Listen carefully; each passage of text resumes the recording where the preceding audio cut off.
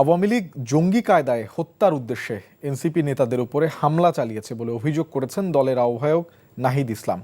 বুধবার রাতে খুলনা প্রেস ক্লাবে জরুরি সংবাদ সম্মেলনে তিনি এমন অভিযোগ করেন। ২৪ ঘন্টার মধ্যে দোষীদের গ্রেফতার করে আইনের আওতায় আনার দাবি জানান তিনি। বলেন, আওয়ামী লীগ যে একটি জঙ্গি দল তার আসল রূপ প্রকাশ পেয়েছে এই হামলার মধ্য দিয়ে। তিনি হুঁশিয়ারি দিয়ে দৃঢ় কণ্ঠে বলেন, যতই হামলা হোক, বাধা বিপত্তি আসুক, এনসিপিকে দমানো যাবে না। তাদের পূর্ব ঘোষিত পদযাত্রা কর্মসূচি চলবে। স্থানীয় প্রশাসনের ব্যর্থতার কারণে এই হামলা হয়েছে বলে অভিযোগ করেন নাহিদ ইসলাম। হামলার প্রতিবাদে আজ সারা দেশে বিক্ষোভ কর্মসূচি পালনের ঘোষণা দেয়া হয় সংবাদ সম্মেলন থেকে।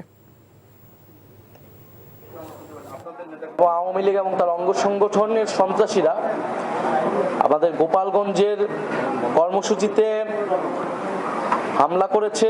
জাতীয় নাগরিক পার্টি এবং গণ অভ্যুত্থানের নেতৃবৃন্দদের হত্যার উদ্দেশ্যে তারা সেই কর্মসূচিতে জঙ্গি কায়দায় হামলা করে।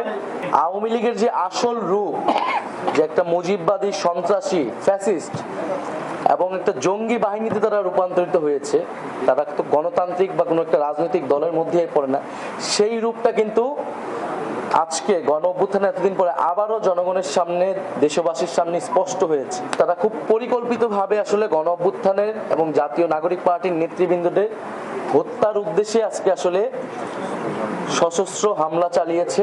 যারা হত্যা চেষ্টা চালিয়েছে তাদেরকে দ্রুত সময়ের মধ্যে, আগামী ২৪ ঘন্টার মধ্যে তাদেরকে গ্রেফতার করতে হবে এবং পরবর্তীতে তদন্ত সাপেক্ষে বিচারের আওতায় আনতে হবে।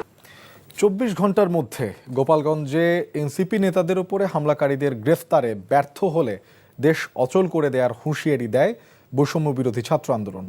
একই দাবিতে শুক্রবার লং মার্চ টু গোপালগঞ্জের হুঁশিয়ারি দেয় ইনকিলাব মঞ্চ। এদিকে গোপালগঞ্জে হামলাকারীদের দ্রুত আইনের আওতায় আনার দাবি জানায় ছাত্র শিবির সহ বিভিন্ন ছাত্র সংগঠন। আবির আহমেদের রিপোর্ট।